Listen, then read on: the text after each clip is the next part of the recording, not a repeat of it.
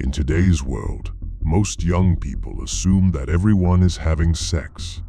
While this may not be true, many youths are finding themselves trapped with the decision of having sex and abstaining from sex till marriage. You see, having sex is a self-made choice which starts in the mind. Where, when, with whom, how often, why, with protection or without protection. Let me take you all back to campus life, where most of us came to first know what an orgasm is. I am sure most of us had friends who mostly spent their time with girls, while others were scared to even approach a girl, leave alone coming up with words they were going to say to a girl. So a story is told of a young man who during his campus life always dreamt of taking a girl out and fruitfully laying her on a weekend. So he had passed all the 5 stages of a good salesman: getting a number, avoiding being blocked, asking for a date, getting the date, and of course, finally getting the first kiss. Little did he know that his first night with the girl would end with something regretful. After a few weeks, her love of her life in campus at that time broke to him news about her pregnancy. Young and inexperienced as he was, with no job, he decided that he wasn't ready to be a father. On the other hand, the girl was not prepared to be a mother, or a single mother for that matter.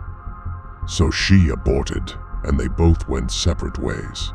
You see, most people see difficulty in taming their private parts and are consumed by the burning desire to have sex.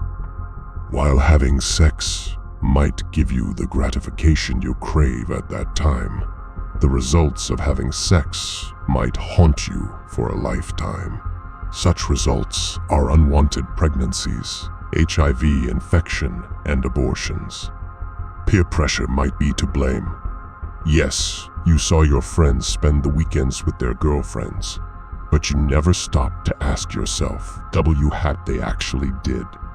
You see, peer pressure is an everyday battle, and it takes more than guts to resist bad influence. You were not born to please your peers, to dress in specific styles, to be involved in teen dating or fake lifestyle. If your life is led by your private parts other than your head, you are doomed for destruction. The Bible is more than clear. In the book of Proverbs 31 verse 3, it says, "Never put all your energy in sex and all your money on women. They have destroyed kings." I'm sure this is evident enough when you hear headlines read that a director was found dead in a hotel with an unknown woman. We don't need enough evidence of what happened, but it's such shame.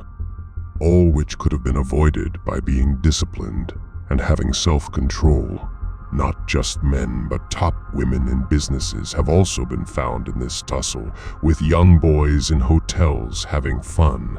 The Ben 10s, to be precise. Taming your private parts allows your mind to open up so that you can make clear decisions. Take, for example, this guy who is requested for a date at this lady's place. They just got in touch recently, and he is faced with the decision to either say yes or no. Most women say that men are easy and would sleep with any woman. While this might be true, the few disciplined men with the right judgment know when it's time to say yes or no. Many young men have fallen victims. Many innocent ladies became mothers in their first nightstand. All because their judgment was clouded by the burning desire between their legs. You might judge me and say we are not perfect, and we do make mistakes. But I am here to tell you that some horrible mistakes could have been avoided if you had let your head lead you first. There is a reason why your head was put in front of the rest of your body. Where the head goes, the body follows. Perception precedes action. Right action follows the right perspective. Personally, I am an introvert, and I had to deal with this struggle for a long time until I came to know my priorities in life. I had to put my talent and personal growth before anything else. But most of all, I had to put God above all things because He is the one who gave us a brain to make good use of and be productive. You see, we live in a society where there is a lot of noise and no one really knows what is right or wrong. Because we have been feeding on the wrong information, hanging out with the wrong friends who praises us rather than corrects us. How many friends advise you or tell you that what you are doing is wrong? How many are ready to receive correction without rejection? Your friend might be in a toxic relationship, and you had evidence that his boyfriend has been cheating on her, but you decided to remain silent, that she will figure it out somehow. How many girls out there are willing to correct their friends, even if the truth is bitter? Don't date for the wrong reasons, just because outside people are walking in pairs. There is a time for everything, a time to kiss and a time to refrain from kissing. For most people, the biggest challenge is dealing with instant gratification. We all want something now. We are not patient to live in the moment, and we end up suffering the consequences of our decisions. Inasmuch as we are sexual human beings, sex should not be our primary focus, because just as the body of a person needs food, it also needs comfort, a social life, and the desire to enjoy sex, which all have timelines. If you cannot control your own sexual desires, it means that you will inevitably seek to control others to gratify them. If you can't say no to your compulsion, you are enslaved. In a fallen world, what can we do with sexual desires and not being led by our private parts? How can we regain sexual freedom and not being slaves to it?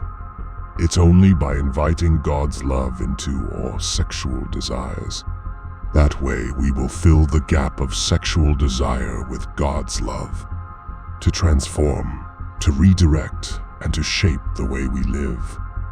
Turn it into a prayer and invite the Lord to direct your mind and heart from sexual enslavement. It's a battle we all must win, and even if you are in a point of sexual addiction, my message of hope is that many have overcome, and you are more than a conqueror. Make sure to show some love by subscribing to our channel for more eye-opening content.